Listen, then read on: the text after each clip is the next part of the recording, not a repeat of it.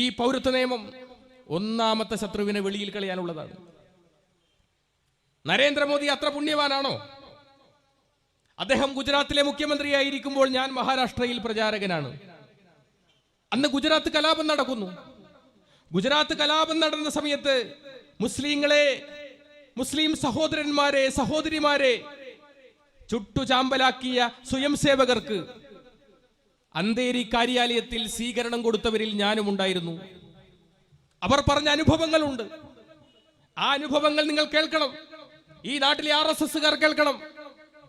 7 സ്വയം സേവകന്മാർ ഒരു ഗ്രൂപ്പായി ഗാന്ധിജി ജനിച്ച പോർബന്ദറിനടുത്ത് ഒരു വീട്ടിൽ കയറി. ഗണപതിന്റെ ചിത്രമുള്ള വീട് വെള്ളം കുടിക്കാൻ കയറിയതാ. വാതിൽ മുട്ടിയപ്പോ തുറന്നു വന്നത് ഒരു പൂർണ്ണ ഗർഭിണിയായ ഉമ്മ. കാരണം മുന്നേ താമസിച്ചത് ഹിന്ദു കുടുംബ. അപ്പോ ഇവര് താമസിച്ചപ്പോ ഗണപതിന്റെ ഫോട്ടോ കളഞ്ഞില്ല, അവിടെ തന്നെ വെച്ചു. ഒരു പൂർണ്ണ ഗർഭിണിയായ ഉമ്മ. വെള്ളം വേണമെന്ന് പറഞ്ഞു സ്വയം സേവകന്മാർ. ഈ ഉമ്മ പൂർണ്ണ ഗർഭിണിയല്ലേ, പതുക്കെ നടന്ന് അടുക്കളയിൽ ചെന്ന് ഒരു വലിയൊരു പ്ലേറ്റിൽ 7 ഗ്ലാസ് വെള്ളവുമായി തിരിച്ചു വരുമ്പോ ഈ സ്വയം സേവകർക്ക് ഒരു ഫോൺ കോൾ. എന്താ ഫോൺ കോൾ? സ്ത്രീകളെയും കുട്ടികളെയും കണ്ടാൽ വെറുതെ വിടാൻ പാടില്ല. ആ ഉമ്മയുടെ കയ്യിൽ നിന്ന് വെള്ളം വാങ്ങി കുടിച്ച് ആ പൂർണ്ണ ഗർഭിണിയായ ഉമ്മയെ ഇവർ കസേരയിൽ കെട്ടിയിട്ടു. എന്നിട്ട് കൊണ്ടുവന്ന തൃശൂലമെടുത്ത് ആ പൂർണ്ണ ഗർഭിണിയുടെ നിറവയറിലേക്ക് ഇങ്ങനെ കുത്തിയിറക്കി ഒരു തിരിച്ച് പുറത്തേക്കെടുത്തു. രക്തം പൊട്ടിയൊലിച്ച് തൽക്ഷണം ആ ഉമ്മ അവിടെ മരിച്ചു വീണു. എന്താ ഉമ്മ ചെയ്ത തെറ്റ്? ഒരു ഇസ്ലാമായി പോയി. ആ തൃശൂലത്തിന്റെ മുനമ്പിൽ ആ ഉമ്മയ്ക്ക് ജനിക്കാൻ പോകുന്ന കുട്ടിയുടെ ഭ്രൂണമുണ്ടായിരുന്നു. മറ്റൊരു വീട്ടിൽ കടന്നു ചെന്നപ്പോ അവിടെ ഒരു ഉമ്മ മുറ്റമടിക്കുന്നു. 4 കുട്ടികളും ചുറ്റും കളിക്കുന്നു. വന്ദേ മാതരവും ഓം കാളിയും വിളിച്ചു വരുന്ന ഈ കലാപകാരികളെ കണ്ട് ഈ കുട്ടികൾ അകത്ത് കട്ടിലിനടിയിൽ പോയി ഒളിച്ചു. തട്ടം മാറ്റി തലമുടി പിടിച്ച് വലിച്ചടിച്ച് ഈ ഉമ്മയെ ഒരു റൂമിൽ കൊണ്ടുപോയി പൂട്ടിയിട്ടു. ഈ കട്ടിലിനടിയിൽ കിടക്കുന്ന 4 കുട്ടികളെയും ഇവർ കഴുത്തിന് പിടിച്ച് പുറത്തേക്ക് എടുത്തു. അതിലൊരു കുട്ടി മാത്രം നിലവിളിക്കുന്നില്ല, പൊട്ടിക്കരയുന്നില്ല. എന്താ കാരണം? ആ കുട്ടിക്ക് ജന്മന സംസാരിക്കാൻ ശേഷിയില്ലാത്ത കുട്ടിയാ. ആ 4 കുട്ടികളെയും വീടിന്റെ അടുത്തുള്ള സെപ്റ്റി ടാങ്ക് കമ്പിപ്പാര കൊണ്ട് കുത്തി തുറന്ന് ആ സെപ്റ്റി ടാങ്കിലിട്ട് മൂടി ആ 4 കുട്ടികളെയും.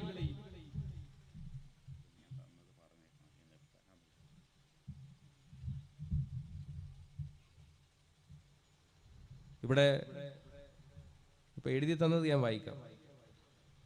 സുബഹിന് കഴിയുമെങ്കിൽ വേദിയിലേക്ക് ക്ഷണിച്ച് ഞങ്ങളെ പരിചയപ്പെടുത്തുമെന്ന് പ്രതീക്ഷിക്കുന്നു.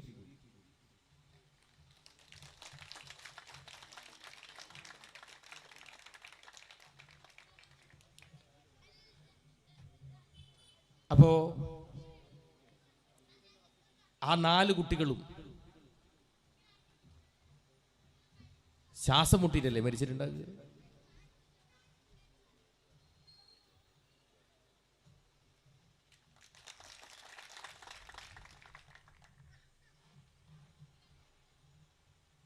ആ ഉമ്മയെ വാതിൽ തുറന്ന് 7 പേരും മാറി മാറി ബലാത്സംഗം ചെയ്തു.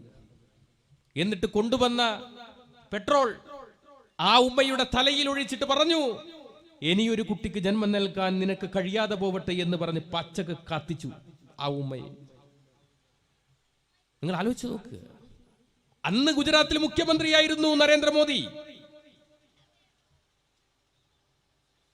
മറ്റൊരു വീട്ടിൽ കടന്നു ചെന്നപ്പോ ഒരു വൃദ്ധയായ ഒരു ഉമ്മ, നരേന്ദ്രമോദിയുടെ അമ്മയുടെ പ്രായമുള്ള ഒരു ഉമ്മ, തനിച്ച് വീട്ടിൽ വാതിൽ തുറന്ന് സ്വയം സേവകന്മാർ പറഞ്ഞു, ഇവിടത്തെ സമ്പാദ്യങ്ങളൊക്കെ എവിടെയാണ് ഒളിപ്പിച്ചു വെച്ചിരിക്കുന്നത്, സൂക്ഷിച്ചു വെച്ചിരിക്കുന്നത്? ഉമ്മ പറഞ്ഞു, എനിക്കറിയില്ല, എന്റെ മകൻ ജോലിക്ക് പോയിരിക്കുക. നിങ്ങൾ ആരാണ്? എന്തിനാണ് വന്നത്? എന്തിനു വന്നു? ഈ ഉമ്മയെ ഇവർ ബലമായി പിടിച്ച് ജനലിൽ ഇങ്ങനെ കെട്ടിയിട്ടു.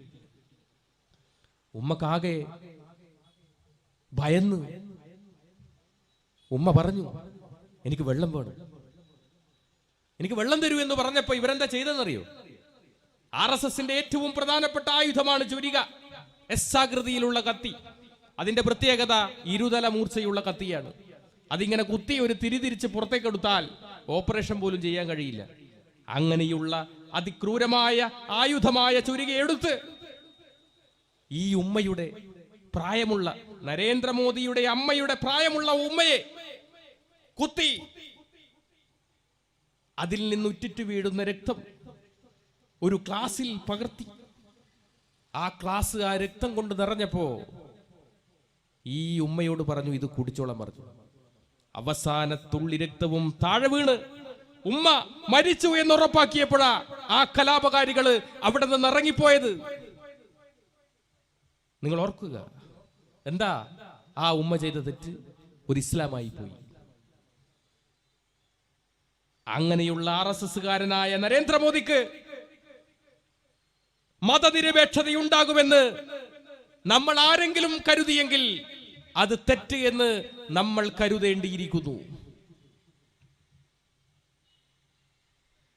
എന്താ നരേന്ദ്രമോദി ഈ ഭരണത്തിൽ എന്താ ചെയ്യുന്നത്? അദ്ദേഹം ഇന്ത്യയുടെ പ്രധാനമന്ത്രിയായി. ഇപ്പൊ പറഞ്ഞല്ലോ, നേരത്തെ പറഞ്ഞല്ലോ, പൗരത്വ നിയമം. നരേന്ദ്രമോദിയോട് ഒരാൾ ചോദിച്ചു, വിവരാവകാശ രേഖ പ്രകാരം ചോദിച്ചു, നരേന്ദ്രമോദിയുടെ പൗരത്വം എങ്ങനെയാ തിരിച്ചറിയുക? അപ്പൊ പറഞ്ഞു അദ്ദേഹം ജന്മനാ ഇന്ത്യക്കാരനാണെന്ന്. ജന്മനാ അന്ധൻ, ജന്മനാ മൂകൻ എന്നൊക്കെ കേട്ടിട്ടുണ്ട്. ജന്മനാ ഇന്ത്യക്കാരനെന്ന് നമ്മൾ ആദ്യമായിട്ട് കേൾക്കുക. എന്താണ് അദ്ദേഹം ഈ രാജ്യത്ത് കൊടുത്ത സമൃദ്ധി? എന്താണ്? വന്നപാട് പറഞ്ഞു പശു അമ്മയാന്ന് പറഞ്ഞു. അദ്ദേഹത്തിന്റെ അമ്മ ചിലപ്പോൾ പശുവായിരിക്കും, നമ്മളെ അമ്മ പശുവാണ്. ആ പശുവിന്റെ പേരിൽ മാത്രം ഈ രാജ്യത്ത് നടന്ന കലാപത്തിൽ 200-ലധികം ആളുകൾ കൊല്ലപ്പെട്ടു. രാജ്യം മുഴുവനും തെണ്ടി നടക്കുന്ന ഒരു പ്രധാനമന്ത്രി ഈ ലോകം കണ്ടിട്ടുള്ളതിൽ വെച്ച് നരേന്ദ്രമോദി മാത്രമാണ്. ഏറ്റവും കൂടുതൽ തന്തക്ക് വിളി കേട്ട ഒരു പ്രധാനമന്ത്രി കൂടിയാണ് അദ്ദേഹം. അതല്ലേ പറയുന്നു, ചേരി ചേരാ നയത്തിന്റെ ഉപജ്ഞാതാവ് നെഹ്റു, ചേരി കാണാ നയത്തിന്റെ ഉപജ്ഞാതാവ് നരേന്ദ്രമോദി. പുള്ളിക്കാരന്റെ PAയും പ്രത്യേക സ്വഭാവക്കാരനാണെന്നാ പറയുന്നത് കേട്ടു. പുള്ളിക്കാരൻ രാവിലെ എഴുന്നേറ്റ് വരുന്ന സമയത്ത് ഒരു ഗ്ലോബ് ഉണ്ട് പോലും, ഒരു ഭൂമി അതിങ്ങനെ തിരിക്കും PA. അപ്പൊ നരേന്ദ്രമോദി വന്നൊരു കോമ്പസ് എടുത്ത് ഈ ഗ്ലോബിൽ ഇങ്ങനെ കൂത്തും. അത് അഫ്ഗാനിസ്ഥാനിലാണ് പോയതെങ്കിൽ പുള്ളി അപ്പം തന്നെ രാവിലെ അഫ്ഗാനിസ്ഥാനിലേക്ക് പോകും. പിറ്റേ ദിവസം കുത്തുമ്പോൾ ചൈനയിലാണെങ്കിൽ ചൈനയിൽ പോകും. അതെല്ലാം കൂടി അരിപ്പ പോലെ ആയി പോലും. ഇപ്പോൾ കുത്തി ഇപ്പോൾ ഇനി കുത്താനുള്ള സ്ഥലമൊന്നും ബാക്കിയില്ല. രാജ്യം മുഴുവൻ പോയി. ഞാൻ പറയുന്നത് നമ്മളെ മഹല്ല് കമ്മിറ്റി, ഞാൻ വേണേ ഒരു 1000 രൂപ തരാം. ചൈനയിൽ പോട്ടെ, വുഹാനിൽ പോട്ടെ, ഒരു 2 ദിവസം അവിടെ നിൽക്കട്ടെ. നരേന്ദ്രമോദിയെ നമുക്കൊന്ന് വുഹാനിലേക്ക് യാത്രയയക്കാം. ചൈനയിൽ രാജ്യം രക്ഷപ്പെട്ടു പോയില്ലേ? അപ്പൊ ഈ രാജ്യത്തിന് വേണ്ടി എന്ത് സമൃദ്ധിയാണ് നരേന്ദ്രമോദി തന്നത്? നിങ്ങൾ ഈ പണം നിരോധിച്ചതിനെ കുറിച്ച് പറഞ്ഞല്ലോ. പണം നിരോധിച്ചതിനെ കുറിച്ച് ഏറ്റവും കൂടുതൽ അനുഭവിച്ച ഒരാൾ ഞാനും നിങ്ങളും എല്ലാവരും അനുഭവിച്ചിട്ടുണ്ട്. ഇതാരെ ലക്ഷ്യമാക്കിയിട്ടാണെന്ന് അറിയുന്നത്? ഇന്ത്യയിലെ മുസ്ലിങ്ങളെ മാത്രം ലക്ഷ്യമാക്കിയിട്ടാണ് ഈ പണം നിരോധിച്ചത്. മനസ്സിലാക്കിയിട്ടുണ്ട്? ഇന്ത്യയിൽ ഏറ്റവും കൂടുതൽ ചെറുകിട കച്ചവടം നടത്തുന്നത് മുസ്ലിങ്ങളാ, മുസ്ലിം സഹോദരന്മാരാ. ആ ചെറുകിട കച്ചവടത്തെ പരിപൂർണമായി നശിപ്പിക്കുവാനാണ് ഈ പണം അങ്ങ് നിരോധിച്ച് കളഞ്ഞത്. സംഭവിച്ചില്ലേ? ആരെ കയ്യിലെങ്കിലും പൈസയുണ്ടോ? എന്തായിരുന്നു പറഞ്ഞത്? കള്ളപ്പണം തിരികെ കൊണ്ടുവരും. ഇവർ തന്നെ നോട്ടടിച്ച് കൊടുക്കാൻ തുടങ്ങി. കൊടുങ്ങല്ലൂര് ഉള്ളി സുരുവിന്റെ നേരെ ഒരു സുഹൃത്ത്, പുള്ളിക്കാരൻ പറഞ്ഞു, മേക്കിംഗ് ഇന്ത്യ പദ്ധതിയിൽ പുള്ളിക്കാരൻ ഒരു ചെറിയൊരു പരിപാടി നടത്തി. എന്താ? പൈസ സ്വന്തമായിട്ട് വീട്ടിൽ നിന്ന് അടിക്കുക. മേക്കിംഗ് ഇന്ത്യ പിടിച്ചല്ലോ. അപ്പൊ പറഞ്ഞു നരേന്ദ്രമോദിയുടെ മേക്കിംഗ് ഇന്ത്യ പദ്ധതി നടപ്പിലാക്കിയതാണ്. ഇതല്ലേ ഭരണത്തിന്റെ അവസ്ഥ? ഏതെങ്കിലും ഒരു നല്ല പ്രവൃത്തി RSSകാരനായ നരേന്ദ്രമോദി ചെയ്തിട്ടുണ്ട് എന്ന് നിങ്ങൾക്ക് ആർക്കെങ്കിലും വിശ്വസിക്കാൻ പറ്റൂ? ആർക്കെങ്കിലും പറയാൻ പറ്റൂ? ലോകത്തെ രാജ്യത്തെല്ലായിടത്തും കക്കൂസ് ഉണ്ടായി കൊടുത്തു. ഭക്ഷണം കൊടുക്കാത്ത കക്കൂസ് മാത്രം ഉണ്ടായി കൊടുത്തിട്ട് എന്താ കാര്യം? ഭക്ഷണം കഴിച്ചാലല്ലേ കക്കൂസ് പോവുക, അത് കഴിക്കാണ്ടായ കക്കൂസ് പോകും. ഇപ്പൊ രാജ്യത്തെങ്ങും കക്കൂസ് ഉണ്ടായി കൊടുത്തു. കേരളത്തിൽ പൗരത്വ നിയമത്തിന് അനുകൂലമായി RSSകാർ പരിപാടി നടത്തുന്നുണ്ട്. ഞാൻ ഈ അടുത്ത് നാദാപുരത്ത് RSSകാരൊരു പരിപാടി നമ്മളിങ്ങനെ പോകുന്ന സമയത്ത് കാണുക. ആ പരിപാടിയിൽ സത്യം പറഞ്ഞാൽ കേൾക്കാൻ ഒരാളും 4 പട്ടികളും. പൗരത്വ നിയമത്തെ അനുകൂലിച്ചിട്ടുള്ള പരിപാടിയാ. കേരളത്തിന്റെ അവസ്ഥ എന്താ നിങ്ങൾക്കറിയോ? BJPന്റെ RSSന്റെ നമ്മളൊക്കെ സാധാരണ ഇപ്പൊ ഇതാ മുസ്ലിം ലീഗിന്റെ ജില്ലാ സെക്രട്ടറി ഇവിടെയുണ്ട്, എല്ലാ പാർട്ടിക്കാരുടെയും ആളുകൾ ഇവിടെയുണ്ട്, RSSന്റെയും BJPന്റെ ഓടിച്ചിട്ട്. എങ്ങനെയാ നമ്മൾ ജില്ലാ സെക്രട്ടറിനെയും ജില്ലാ പ്രസിഡന്റിനെയും ഒക്കെ തിരഞ്ഞെടുക്കുന്നത് നമുക്കറിയാം അല്ലേ? പക്ഷെ BJPന്റെ എങ്ങനെയാണെന്ന് അറിയുന്നത്? BJPന്റെ ഒരു പ്രത്യേക തരത്തിൽ ഈ തവണ മത്സരം ഭയങ്കര കടുപ്പായിരുന്നു. ശോഭാ സുരേന്ദ്രൻ, ഉള്ളി സുരു, MT രമേശ്, അങ്ങനെ ഭയങ്കര മത്സരം, കടുത്ത മത്സരമായിരുന്നു. എന്താ, എങ്ങനെയാ BJPന്റെ സംസ്ഥാന പ്രസിഡന്റിനെ തിരഞ്ഞെടുക്കുക? ഏറ്റവും കൂടുതൽ മണ്ടത്തരം ആരാണോ പറയുന്നത് അയാളാണ് സംസ്ഥാന പ്രസിഡന്റ്. മഞ്ഞൾ ശോഭ പറഞ്ഞു, ഞാൻ 8 സെന്റിൽ മഞ്ഞൾ കൃഷി ചെയ്ത് കോടികൾ ഉണ്ടാക്കി. അപ്പൊ ഞാൻ എന്നല്ലേ മണ്ടൻ? ഉള്ളി സുരു പറഞ്ഞു, ഞാൻ ചെടിച്ചട്ടിയിൽ കൊടി നാട്ടി. ഞാനല്ലേ മണ്ടൻ? അവസാനം തിരുമണ്ടനെ തെരഞ്ഞെടുത്തു, സംസ്ഥാന പ്രസിഡന്റായി ഉള്ളി സുരു അല്ലേ? ഞാൻ പറയുന്നത് അതിനേക്കാളും അർഹതയുള്ള ഒരാൾ നമ്മളെ കേരളത്തിൽ ഉണ്ടായിരുന്നു. ആരാന്നറിയുന്നത്? നമ്മുടെ ഗവർണർ ആരിഫ് ഖാൻ. പുള്ളിക്ക് സംസ്ഥാന പ്രസിഡന്റ് ആകാൻ ഏറ്റവും അർഹതയുള്ള ഒരാൾ. ഇവരെക്കാളും പൊട്ടനാണ്. നിങ്ങൾ ആലോചിച്ച് നോക്കുക, എന്തെല്ലാം വിടുവായത്തങ്ങളായി ഇവർ പറയുന്നത്. ഇന്ത്യയുടെ പ്രധാനമന്ത്രി രാജ്യത്തെ ശാസ്ത്രജ്ഞന്മാരുടെ ഒരു സദസ്സിൽ വെച്ച് പറയുന്നു, ഈ ലോകത്താദ്യമായി പ്ലാസ്റ്റിക് സർജറി നടത്തിയത് ഇന്ത്യയിലാണെന്ന്. എങ്ങനെയാണെന്നറിയുന്നത്? ആനേന്റെ കഴുത്തറുത്തിട്ട് തലയറുത്തിട്ട് ഗണപതിക്ക് വെച്ചതാണ് പോലും ലോകത്തിലെ ആദ്യത്തെ പ്ലാസ്റ്റിക് സർജറി. നിങ്ങൾ ആലോചിച്ച് നോക്കുക, ഇങ്ങനെയുള്ള കൂട്ടർ ഈ രാജ്യം ഭരിച്ചാൽ എന്തായിരിക്കും അവസ്ഥ എന്ന് നമ്മൾ പറഞ്ഞു തരേണ്ടതുണ്ട്. അതല്ലേ നടക്കുന്നു? ഇവിടെ എന്തെങ്കിലും ഒരു വികസനം നടക്കുന്നുണ്ടോ? പൗരത്വ നിയമം ലോകസഭയിലും രാജ്യസഭയിലും പാസാക്കിയപ്പോൾ ആദ്യമായി ഒരേലയോളം വലിപ്പമുള്ള ഒരു സംസ്ഥാനത്തിന്റെ മുഖ്യമന്ത്രി നിയമസഭയിൽ ആഞ്ഞടിച്ചുകൊണ്ട് പറഞ്ഞു, ഈ നിയമം ഈ കേരളത്തിൽ നടപ്പിലാവില്ല. അതിലെല്ലാ പ്രതിപക്ഷങ്ങളുമെല്ലാം അതിനൊറ്റക്കെട്ടായി നിന്ന് ആ നിയമത്തെ എതിർത്തു. ഈ കേരളത്തിൽ എല്ലാവരും ഒറ്റക്കെട്ടായി കേരളം ഒരു പ്രമേയം പാസാക്കി. ആർജവത്തോടെ നിന്നു മുഖ്യമന്ത്രി എന്ന നിലയിൽ. സുപ്രീം കോടതിയിൽ കേസും കൊടുത്തു. ഇതല്ലേ? അപ്പോ പ്രതിഷേധങ്ങളും പ്രതികരണങ്ങളും ഏറ്റവും കൂടുതൽ കേരളത്തിൽ ഉണ്ടാകുന്നുണ്ട്. അതാണ് കേരളത്തിന്റെ പ്രത്യേകത. ശ്രീനാരായണ ഗുരുവും ചട്ടമ്പി സ്വാമികളും അങ്ങനെയുള്ള എത്രയോ പ്രതിഭാധനരായ ആളുകൾ അവർ കാണിച്ച വഴികളിലൂടെയല്ലേ കേരളം യാത്ര ചെയ്യുന്നത്. ശ്രീനാരായണ ഗുരുവിന്റെ ദൈവദശകത്തിൽ ദൈവത്തെക്കുറിച്ച് സമർപ്പിക്കുന്നത് എന്താണ്? ദൈവമേ കാത്തുകൊൾകങ്ങു കൈവിടാതിങ്ങു ഞങ്ങളെ, നാവികൻ നീ ഭവാബ്ദിക്ക് ഒരാവിവൻ തോണി നിൻ പദം. ഒന്നൊന്നാ എണ്ണി എണ്ണി തൊട്ടെണ്ണും പൊരുളൊടുങ്ങിയാൽ നിന്നിടും ദൃക്കുപോലുള്ളം എന്നില സ്പന്ദമാവണം. അടുത്ത വരി എന്താ? അന്നവസ്ത്രാദി മുട്ടാതെ തന്നു രക്ഷിച്ചു ഞങ്ങളെ, ധന്യരാക്കുന്ന നീയൊന്നു തന്നെ ഞങ്ങൾക്കു തമ്പുരാൻ. ആരാണോ ഭക്ഷണമില്ലാത്തവന് ഭക്ഷണം കൊടുക്കുന്നത്. ഞാനൊക്കെ പലപ്പോഴും നോമ്പുകാലങ്ങളിൽ, പണ്ടൊക്കെ ഭയങ്കര ദേഷ്യമായിരുന്നു നോമ്പുകാലങ്ങളിലോട്. പക്ഷെ ഇപ്പൊ നോമ്പുകാലങ്ങളിലൊക്കെ ദാനം കൊടുക്കുന്ന ഒരുപാട് വീടുകൾ കാണുമ്പോൾ വലിയ സന്തോഷമാണ്. ഭക്ഷണമില്ലാത്തവന് ഭക്ഷണം കൊടുക്കുക, വസ്ത്രമില്ലാത്തവന് വസ്ത്രം കൊടുക്കുക, വീടില്ലാത്തവർക്ക് വീട് കൊടുക്കുക. അവനാണ് ദൈവമെങ്കിൽ ശരിക്കും ആലോചിച്ചു നോക്കുക. ഞാൻ ചിന്തിച്ചിട്ടുണ്ട്, ഈ വ്രതമാസം ഉണ്ടല്ലോ, ആ വ്രതമാസത്തിലാണ് ഏറ്റവും കൂടുതൽ സാമൂഹിക സമരസത നമ്മുടെ നാട്ടിൽ നിലനിൽക്കുന്നത്. നിരാലംബർക്ക്, രോഗികൾക്ക് കൈത്താങ്ങുന്ന ഒരു സംസ്കാരം. ആ ഇസ്ലാം സംസ്കാരത്തെയാണ് ഇവിടെ നിന്ന് നാട്ടിയോടിക്കുവാൻ വേണ്ടി നരേന്ദ്രമോദി ശ്രമിക്കുന്നത് എന്ന് ചിന്തിക്കേണ്ടിയിരിക്കുന്നു. ഞാനൊക്കെ ബാലഗോകുലത്തിലൂടെ വന്ന ആളാണ്.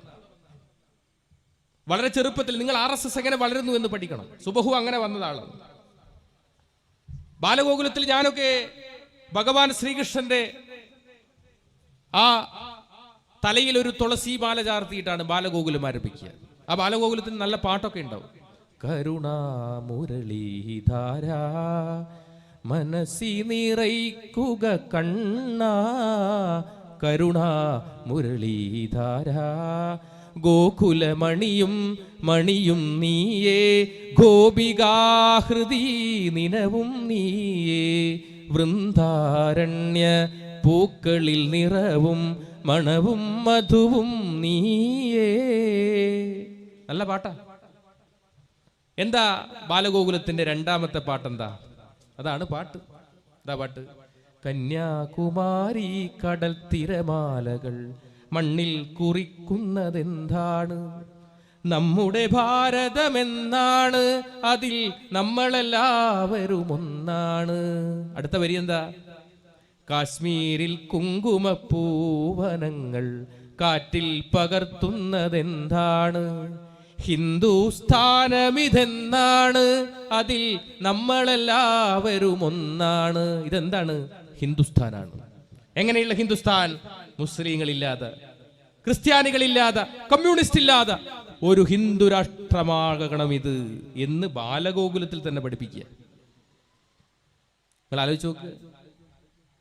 ഞാൻ അട്ടപ്പാടിയിൽ ദീർഘകാലം പ്രചാരകനായിരുന്നു.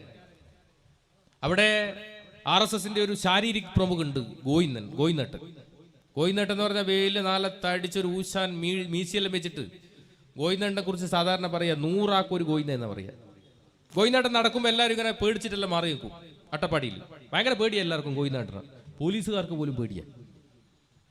അപ്പോൾ ഒരു ദിവസം ഗോയിനാട്ടൻ എന്നോട് പറഞ്ഞു, കള്ളമലയിൽ ക്രൈസ്തവ മതപരിവർത്തനം നടക്കുന്നുണ്ട്, അങ്ങനെ അവിടെ ചെന്ന് ഒരു പ്രസംഗം നടത്തണം. ഞാൻ പറഞ്ഞു, ഗോയിനട്ട, ഒന്നാമത് കള്ളമല കംപ്ലീറ്റ് ക്രൈസ്തവ കുടുംബങ്ങളാണ്, അവിടെ പോയി പ്രസംഗിച്ചാൽ ജീവൻ പോലും ഉണ്ടാവില്ല. എന്നോട് പറഞ്ഞു, ഗോയിന്ന ഞാനില്ലേ 100 ആൾക്ക് ഒരു ഗോയിന്ന. അങ്ങനെയെല്ലാം കൂടി ഞാൻ കള്ളമലയിൽ ഒരു പരിപാടി, ഞാനും ഗോയിന്നേട്ടനും മാത്രം വേദിയിൽ, മുന്നിൽ മുരുകൻ കേൾവിക്കാരനായിട്ട്. മുരുകൻ മാത്രം, വേറെ ആരുമില്ല, പേടിയ എല്ലാവർക്കും. ഞാനങ്ങ് തുടങ്ങിയില്ലേ, മൈക്ക് കിട്ടിയ വിടുവോ? ഞാൻ പറഞ്ഞു, കാലിത്തൊഴുത്തിലല്ലടാ യേശു ജനിച്ചെന്ന് ചോദിച്ചു. ഇതേതോ യേശു വിശ്വാസിക്ക് പിടിച്ചില്ല, ഒരു ഏറുപടക്കം ഒരൊറ്റ ഏറാ വേദിയിൽ, കംപ്ലീറ്റ് പോക. ഞാൻ ആദ്യം നോക്കിയതായിട്ട് നിറങ്ങണത് പിറകിൽ ഗോയിനേട്ടനുണ്ടോന്നാ, കാണുന്നില്ല, ഗോയിനേട്ടനെ കാണുന്നില്ല. പിന്നെ ഞാനെല്ലാം കൂടി ജെറ്റ് വിട്ട പോലെ വിട്ടാടുന്നു. മുരുകൻ കാണാൻ എന്നെക്കാളും വേഗത്തിൽ ഓടിയിട്ട് എന്റെ അഴിഞ്ഞുപോയ മുണ്ടെടുത്ത് വന്നിട്ട് എന്നോട് പറയാ, ചേട്ടാ അടിയിലൊന്നും ഉടുക്കാണ്ടിങ്ങനെ ഓടരുത്, നടക്കേടല്ലേ. പിറ്റേ ദിവസം ഞാൻ രാവിലെ അഗളി കാര്യാലയത്തിൽ വന്നിട്ട് നോക്കുമ്പോ ഗോയിനേട്ടൻ ഇങ്ങനെ ഇരിക്കും, ഇങ്ങനെ നിൽക്കുക. ഞാൻ പറഞ്ഞു, അല്ല ഗോയിനേട്ട, ഇങ്ങളെന്തൊരു ഓട്ടാ ഓടിയേ? എന്നോട് പറഞ്ഞു, ഞാൻ ആരാ? ഗോയിനേട്ട. എന്റെ ദൗത്യം എന്താ? ശാരീരിക പ്രമുഖ്, ആയുധാഭ്യാസങ്ങൾ പഠിപ്പിക്കുക. ഞാൻ മരിച്ചാൽ വേറെ ആരെങ്കിലും ചെയ്യൂ ഇത്? അല്ലാതെ പേടിച്ചോടിയതല്ല. ഞാൻ ആദ്യത്തെ OTC കഴിഞ്ഞത് മധുരയിലാണ്. മധുര മീനാക്ഷി ക്ഷേത്രത്തിന്റെ അടുത്തുള്ള തിരുവേടകം വിവേകാനന്ദ കോളേജിലെ ആദ്യത്തെ OTC കഴിഞ്ഞത്. OTC എന്ന് പറഞ്ഞാൽ RSSന്റെ ഒഫീഷ്യൽ ട്രെയിനിങ്, 1 മാസത്തെ ഒരു പരിപാടിയാണ്. എങ്ങനെ മുസ്ലിങ്ങളെ കൊല്ലാം, എങ്ങനെ ക്രിസ്ത്യാനികളെ വകവരുത്താം, എങ്ങനെ കമ്മ്യൂണിസ്റ്റുകാരെ വകവരുത്താം, ഇതൊക്കെയാ പഠിപ്പിക്കുന്നത്, പഠന വിഷയം. അതൊക്കെ പഠിച്ചയാളാ. അപ്പൊ അവിടെ നമ്മുടെ സെൻകുമാർ ഉണ്ടല്ലോ, TP സെൻകുമാർ, അങ്ങനെയുള്ള ഒരുപാട് ആൾക്കാരുടെ RSSനുണ്ട്. IPS ഓഫീസർ, അവിടുത്തെ ഒരു IPS ഓഫീസർ നമ്മളെ അന്നത്തെ ക്യാമ്പിൽ പങ്കെടുത്തു. എനിക്ക് ഇപ്പോഴും ഓർമ്മയുണ്ട് കേട്ടോ. അത് അദ്ദേഹം പറഞ്ഞൊരു വിഷയം ഇതാണ്. നമ്മളോട് പറഞ്ഞു, നിങ്ങൾ 3500ഓളം ശിക്ഷാർത്ഥികളുണ്ട്, അപ്പൊ 3500 സ്വയം സേവകന്മാരുണ്ട്. നിങ്ങൾ എനിക്കൊരു ഉപകാരം ചെയ്യണം. എന്താ ഉപകാരം? മധുര മീനാക്ഷി ക്ഷേത്രത്തിന്റെ മുന്നിൽ മുസ്ലിങ്ങളാണ് കട നടത്തുന്നത്, അതില്ലാണ്ടാക്കണം. കാരണം എന്താണെന്നറിയോ? അത് മധുര മീനാക്ഷി അമ്മക്ക് സുഖിക്കൂല, കാരണം മുസ്ലിം അല്ലേ. അതൊന്ന് ഒഴിവാക്കി തരണം. നിങ്ങൾ വിചാരിച്ചാൽ നടക്കും. അന്ന് എന്താ ചെയ്തെന്നറിയങ്ങൾ? ഞാനന്ന് 10ാം ക്ലാസ് പഠിക്കുക. അന്ന് ഈ ക്യാമ്പ് കഴിയുന്നതിന്റെ തലേ ദിവസം സ്വയം സേവകരെയെല്ലാം മധുര മീനാക്ഷി ക്ഷേത്രം ദർശനം നടത്താൻ വേണ്ടി കൊണ്ടുപോയി. എങ്ങനെയാ കൊണ്ടുപോയെന്നറിയങ്ങള്? കാക്കി ട്രൗസർ വിട്ട് ദണ്ഡയുമായിട്ടാണ് കൊണ്ടുപോയത് മധുര മീനാക്ഷി ക്ഷേത്രം കാണാൻ. അതിന്റെ തലേ ദിവസം ഞങ്ങൾക്കൊരു പ്ലാനൊക്കെ തയ്യാറാക്കി. ആ ക്ഷേത്രത്തിന്റെ കംപ്ലീറ്റ് ഒരു സ്കെച്ച് വരച്ചിട്ട് അതിൽ ഏതൊക്കെ തലങ്ങളിൽ മുസ്ലിങ്ങളായ ആളുകൾ കട നടത്തുന്നുണ്ട് എന്ന് വ്യക്തമായി സ്കെച്ചിട്ടു. എന്നിട്ടാ പരിപാടി. അപ്പൊ ആ സ്കെച്ചൊക്കെ നമ്മൾ പഠിച്ചിട്ടാ പോയെ. എന്നിട്ട് നമ്മളിങ്ങനെ ഓരോ കടയുടെയും അടുത്ത് ഇങ്ങനെ ഒന്നുമില്ലാതെ പോലെ ഇങ്ങനെ നിന്നു. ദണ്ഡ ഇങ്ങനെ ഉണ്ട്, ദണ്ഡ ഇങ്ങനെ കയ്യിൽ ഇതാ ഇങ്ങനെ ആക്കി ഇങ്ങനെ നിന്നു. ഒരു ബിസിലടി, ആദ്യത്തെ ബിസിലടിയിൽ ദണ്ഡ പ്രയോഗിക്കുവാൻ വേണ്ടി ഈ കയ്യിലുള്ള ദണ്ഡ ഇങ്ങനെ ആക്കുക. ഒന്നാമത്തെ വിസിലടിച്ചു, നമ്മളെല്ലാവരും ഇങ്ങനെ ദണ്ഡ ഇങ്ങനെയാക്കി. ആർക്കും ഒന്നും മനസ്സിലായില്ല. രണ്ടാമത്തെ വിസിലടിയിൽ വലത്തെ കൈയിൽ ദണ്ഡ വന്നു. പിന്നെ അവിടെ എന്താ നടന്നതെന്ന് ഒരു തിരുപാടുമില്ല. ഞാൻ അടക്കമുള്ള ആളുകൾ അടിച്ചു. അതിൽ ഏറ്റവും പ്രായമുള്ളത് എൻ്റെ മുന്നിലിരിക്കുന്ന വളരെ പ്രായമുള്ള ഒരു വെള്ളത്തൊപ്പിയിട്ട ഒരു വൃദ്ധൻ കൈ ഇങ്ങനെ കൂപ്പി. ഞാൻ പക്ഷെ വിട്ടില്ല. ദണ്ഡ കൊണ്ടൊരു ഒറ്റയടി തലക്ക് ബോധം കെട്ടു വീണു. അവിടെ കവർച്ച നടത്തി. അവിടത്തെ ഏതാണ്ട് 32 മുസ്ലിം കടകളും ഞാൻ അടക്കമുള്ള ആളുകൾ കവർച്ച നടത്തി. പോലീസുകാരെല്ലാവരും നോക്കി നിന്നു. ഒരാളും അനങ്ങിയില്ല. ഞങ്ങള് മധുര മീനാക്ഷി ക്ഷേത്രം ദർശനവും നടത്തിയില്ല. ഞങ്ങൾ ഈ പരിപാടി കഴിഞ്ഞു. അടുത്ത വണ്ടിയിൽ ഞങ്ങൾ ക്യാമ്പിലേക്ക് തിരിച്ചു വന്നു. ഇതാണ് RSS. പഠിക്കണം നമ്മൾ RSSലാണ്. ഇതാണ് RSS. ഇതാണ് ഓരോ സ്വയം സേവകരും ചിന്തിക്കുന്നത്. അവന്റെ നാഡീ ഞരമ്പുകളിൽ ഒഴുകുന്ന ചിന്തയും ലക്ഷ്യവുമെല്ലാം എന്താ? ഈ നാട്ടിലെ മുസ്ലിങ്ങളെയും ക്രിസ്ത്യാനികളെയും കമ്മ്യൂണിസ്റ്റിനെയും എങ്ങനെ വകവരുത്താം എന്നുള്ളതാണ്. അതാണ് അവൻ ചിന്തിക്കുന്നത്. അവരതിനു വേണ്ടി മാത്രമാണ് ജീവിക്കുന്നത്. അതുകൊണ്ടാണ് അവന്റെ പ്രാർത്ഥനയിൽ ഇങ്ങനെ ഹൃദയത്തോട് കൈ ചേർത്ത് വെച്ചുകൊണ്ട് പറയുന്നത്, ഹൃദന്ത സ്ഫുര തുക്ഷയാ നിഷ്ഠ. എന്റെ ഹൃദയത്തിൽ സ്ഫുരിക്കട്ടെ ധ്യേയനിഷ്ഠ. എന്താ ധ്യേയനിഷ്ഠ? പ്രഭോ ശക്തിമൻ ഹിന്ദുരാഷ്ട്രാംഗഭൂത. ഈ രാജ്യം ശക്തിമത്തായ ഒരു ഹിന്ദുരാഷ്ട്രം ഉണ്ടാക്കുക. എന്താ ഹിന്ദുരാഷ്ട്രം? മുസ്ലിങ്ങളില്ലാതെ, ക്രിസ്ത്യാനികളില്ലാതെ, കമ്മ്യൂണിസ്റ്റുകാരില്ലാതെ ഒരു ഹിന്ദുരാഷ്ട്രം ഉണ്ടാക്കുക എന്ന ലക്ഷ്യം വെച്ച് പുലർത്തുന്ന നരേന്ദ്രമോദിക്കും അമിത്ഷയ്ക്കും മതനിരപേക്ഷതയുണ്ടാകുമെന്ന് നമ്മൾ ആരെങ്കിലും സ്വപ്നം കാണുന്നുണ്ടെങ്കിൽ അങ്ങനെയൊരു അവസരം ഉണ്ടാവില്ല. പക്ഷേ കാലം മാറും, കോലവും മാറും. ഭഗവത്ഗീതയിൽ പറയുന്നുണ്ട്, അർജുനനോട് വ്യക്തമായൊരു നിർദ്ദേശം കൊടുക്കുന്നുണ്ട്. അതിൽ പറയുന്നത്, ഞങ്ങൾ വളരെ കുറച്ച് മാത്രമേ ഉണ്ടാകാം. പാണ്ഡവന്മാർ വളരെ കുറച്ചേ ഉണ്ടായിരുന്നുള്ളൂ. 18 അക്ഷൗഹിണിയിൽ ആകെ 7 അക്ഷൗഹിണി മാത്രമേ പാണ്ഡവർക്ക് ഉണ്ടായിട്ടുള്ളൂ. ഇതെല്ലാം കണ്ടപ്പോൾ അർജുനൻ ആകെ ഭയന്നല്ലോ. അർജുനനോട് കൃഷ്ണൻ ഭഗവത്ഗീതയിൽ പറയുന്ന ഒന്നാമത്തെ ശ്ലോകം എന്താണ്? ഒന്നാമത്തെ ശ്ലോകം പറയുന്നത്, ക്ലൈബ്യം മാസ്മഗമപ്പാർത്ത നൈദത്തോ ഉപപദ്ധ്യതേ ക്ഷുദ്രം ഹൃദയ ദൗർബല്യം ത്വത്തോദിഷ്ട പരന്തപ. ഹേ മഹാധീര, ആണും പെണ്ണും കെട്ട സ്വഭാവം നീ ഒഴിവാക്കുക. നീചമായ ഹൃദയ ദുർബലതയെ വലിച്ചെറിഞ്ഞുകൊണ്ട് എഴുന്നേൽക്കുക എന്ന് പറഞ്ഞു തുടങ്ങുന്ന ആ ശ്ലോകത്തിൽ ആളുകളല്ല വിജയത്തിന്റെ മാനദണ്ഡം, ധർമ്മമാണ്. യഥോ ധർമ്മസ്ഥതോ ജയ. എവിടെ ധർമ്മമുണ്ടോ അവിടെയാണ് ജയമെങ്കിൽ തീർച്ചയായും ഞങ്ങൾ ജയിച്ചിരിക്കും, നിങ്ങൾ പരാജയപ്പെട്ടിരിക്കും മോദിജി എന്ന് നിങ്ങൾ മനസ്സിലാക്കണം. ഇതാണ് ഓരോ RSSകാരന്റെയും ചിന്തകളിൽ, ഇതാണ് ഓരോ RSSകാരന്റെയും ലക്ഷ്യം. ഇതാണ് ഓരോ RSSകാരനും ചിന്തിക്കുന്നത് ഇങ്ങനെയാണ്. ഇപ്പൊ ശശികല, കേരളത്തിൽ ശശികലയുണ്ടല്ലോ.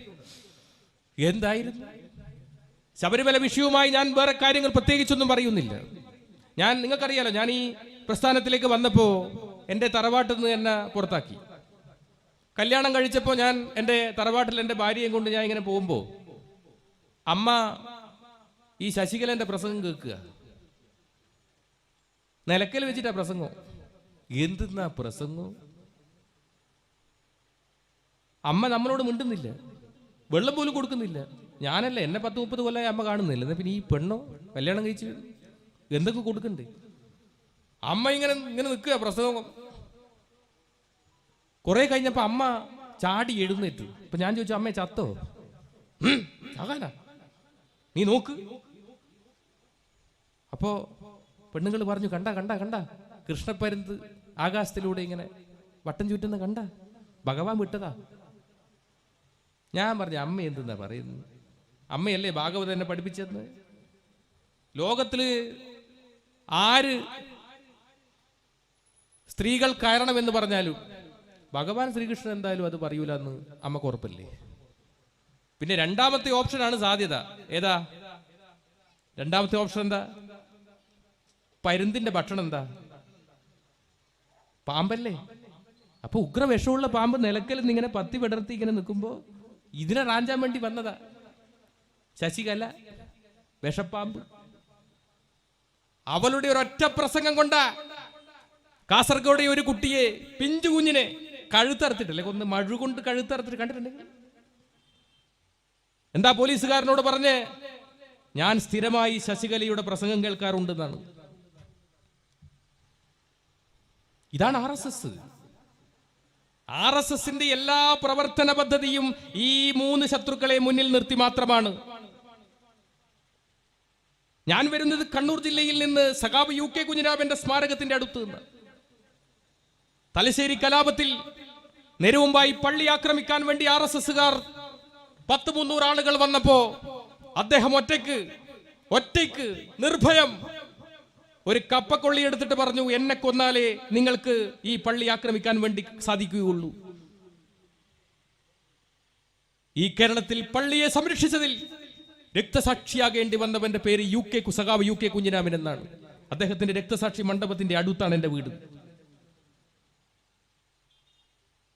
ഇവിടെ മുന്നേറ്റങ്ങളുടെ സമരോജ്വലമായ ഇതിഹാസങ്ങൾ വരച്ചു ചേർത്ത നാടാണ് ഈ കേരളം. ഈ കേരളത്തിൽ എല്ലാവരും ഒറ്റക്കെട്ടാണ് ഈ പൗരത്വ നിയമത്തിന് എതിരായി.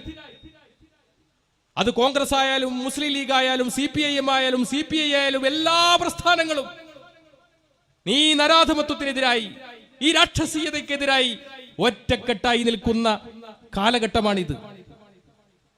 ഇവിടെ ഈ പോരാട്ടങ്ങൾക്ക് അവസാനം കൊടുക്കാൻ പാടില്ല. ഈ മുന്നേറ്റങ്ങൾ ഒരിക്കലും നിലക്കാൻ പാടില്ല. കാരണം ഓരോ സ്വയം സേവകനും ഉണർന്നെഴുന്നേൽക്കുന്നത് ഈ രാജ്യത്തെ മുസ്ലിങ്ങളെ, ക്രിസ്ത്യാനികളെ വംശശുദ്ധി വരുത്തുക എങ്ങനെയാണ് എന്ന് ചിന്തിച്ചുകൊണ്ടാണ്. എങ്കിൽ ഈ രാജ്യത്തെ ശാഖയാണ് ലഷ്കർ-ഇ തോയ്ബിയേക്കാളും ISISനേക്കാളും ഏറ്റവും വലിയ തീവ്രവാദ പ്രസ്ഥാനം ഈ രാജ്യത്തെ ശാഖയാണ്. അങ്ങനെ ശാഖയാണ് തീവ്രവാദ പ്രസ്ഥാനമെങ്കിൽ ഈ രാജ്യത്തെ ഏറ്റവും വലിയ തീവ്രവാദിയാണ് ഇന്ത്യയുടെ പ്രധാനമന്ത്രിയായ നരേന്ദ്രമോദി എന്ന് വിളിക്കേണ്ടി വരും നമുക്ക്. എപ്പോഴെങ്കിലും ഏതെങ്കിലും ഒരു കാലഘട്ടത്തിൽ സുപ്രീം കോടതി ജഡ്ജിമാർ ഭാരതത്തിന്റെ വികലമായ സങ്കല്പങ്ങളെ മാത്രം വരച്ചു ചേർത്ത വിചാരധാര ഒരു തവണയെങ്കിലും വായിച്ചിരുന്നു എങ്കിൽ അയോധ്യ കേസിൽ ആ വിധി പറയില്ലായിരുന്നു എന്ന് ഞാൻ ആഗ്രഹിച്ചു പോയിട്ടുണ്ട്. വായിക്കണം വിചാരധാര. ഡോക്ടർ കേശവ ബൽറാം ഹെഡ്ഗേവാറിന്റെ ജീവചരിത്രമുണ്ട്, അതെല്ലായിടത്തും കിട്ടും, വായിച്ചു നോക്കണം. അതില് ഈ സവർക്കറുമായി ഈ ഹെഡ്ഗേവാർ ഒരു ബന്ധം പുലർത്തുന്നത് എങ്ങനെയാണെന്ന് അറിയുന്നത്? ഒരു തോക്ക് കൊടുത്തിട്ടാണ് ബന്ധം പുലർത്തുന്നത്. ഒരു തോക്ക് സമ്മാനമായി കൊടുത്തു സവർക്കർക്ക്. എന്നിട്ട് അതിലൊരു രസകരമായ ഒരു അനുഭവം പറയുന്നുണ്ട് ആ ബുക്കിൽ. ശേഷാദ്രി എഴുതിയ പുസ്തക, RSSന്റെ രണ്ടാമത്തെ സഹസർക്കാര്യവാഹ് HJ ശേഷാദ്രിജി എഴുതിയ ഹെഡ്ഗേവാറിന്റെ ജീവചരിത്രത്തിൽ 33-ാമത്തെ പേജിൽ ഒരു ചെറിയ കഥ പറയുന്നുണ്ട്. എന്താ കഥ എന്നറിയാം? RSSന്റെ ശാഖ നാഗപ്പൂരിൽ ആരംഭിച്ചു. 7 ദിവസം കഴിഞ്ഞു. 15 ആളുകൾ മാത്രമേ ആ ശാഖയിൽ ഉണ്ടായിരുന്നുള്ളൂ.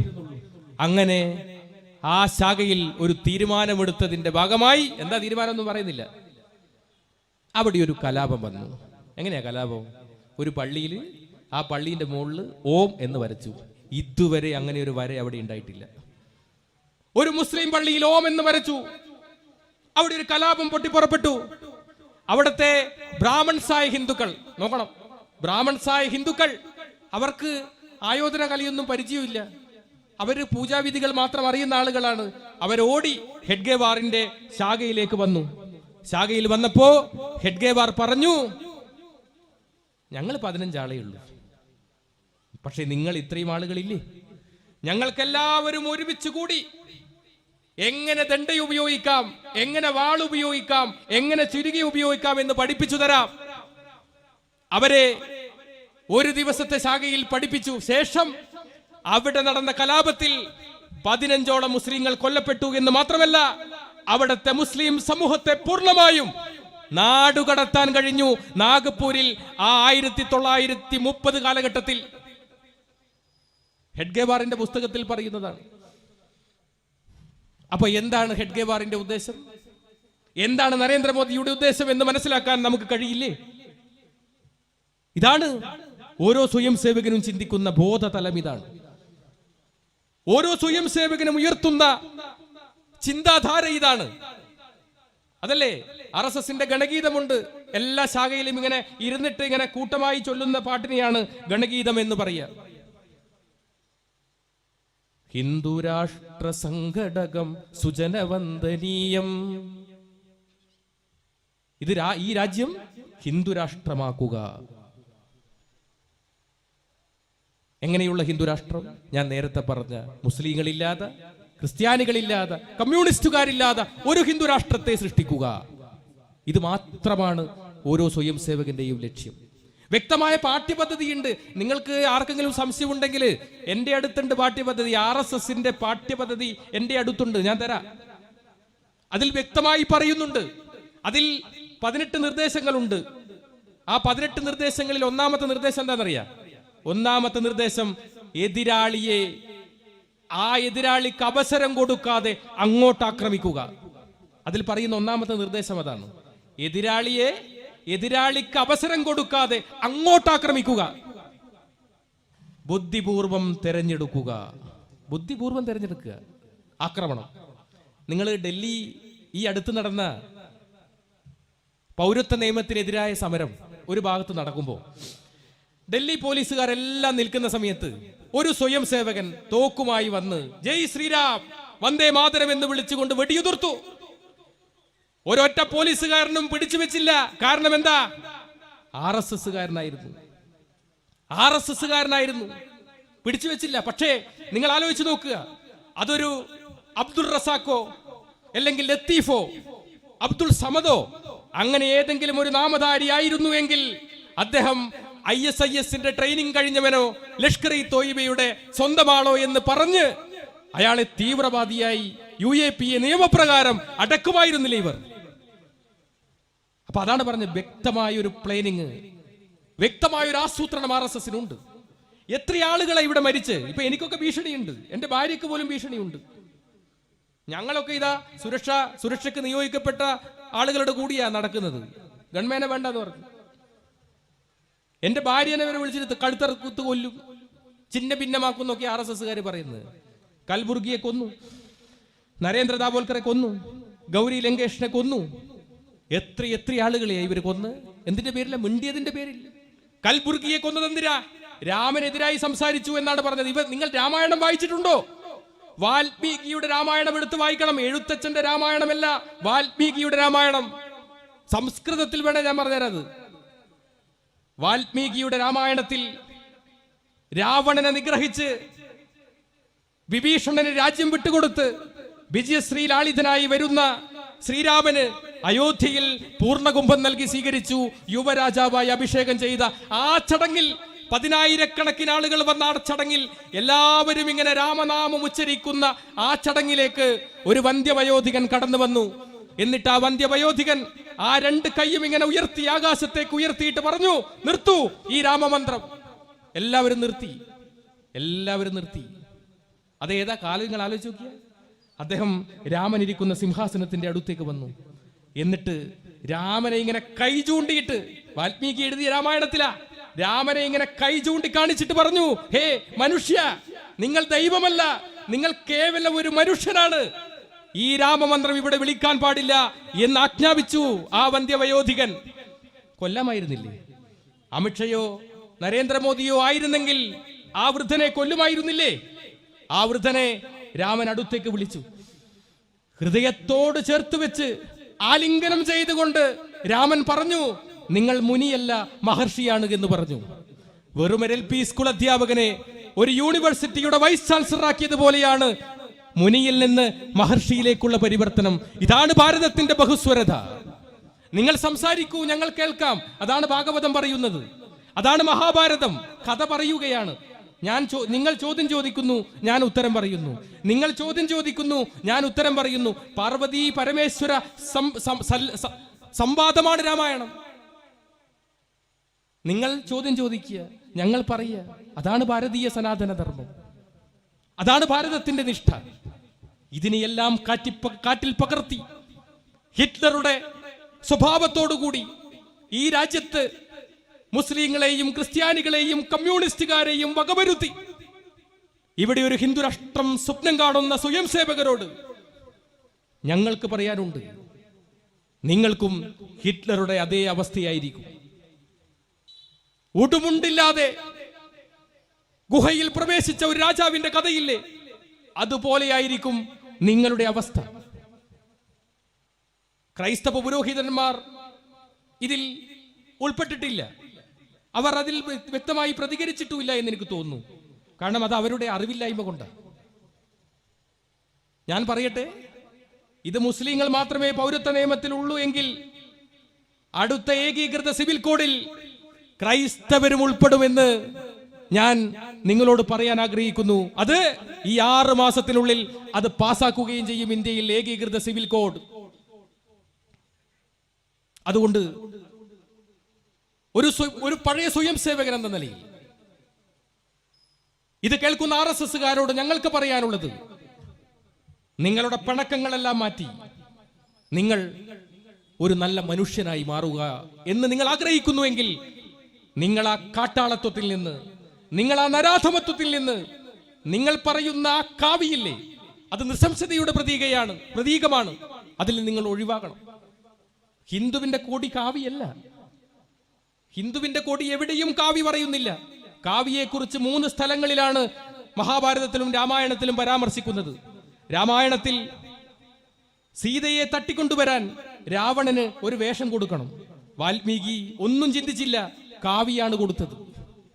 കാവി വേഷധാരിയായിട്ടാണ് രാവണൻ സീതയെ തട്ടിക്കൊണ്ടുപോയത്.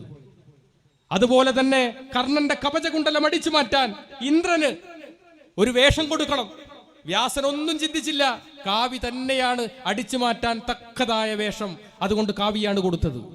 സർവനാശ്വാസത്തിന്റെയും ദുരാചാരത്തിന്റെയും മാത്രം പ്രതീകമായ കാവി എങ്ങനെയാണ് ഭാരതീയ ധർമ്മത്തിന്റെ, സനാതന ധർമ്മത്തിന്റെ ചിത്രമാകുന്നത്? എങ്ങനെയാണ്? വെല്ലുവിളികളോടെ പറയുകയാണ്. നിങ്ങൾക്ക് വെല്ലുവിളിക്കാം, നിങ്ങൾക്ക് ചർച്ച ചെയ്യാം. പറയൂ, എവിടെയാണ് ഹിന്ദുവുള്ളത്?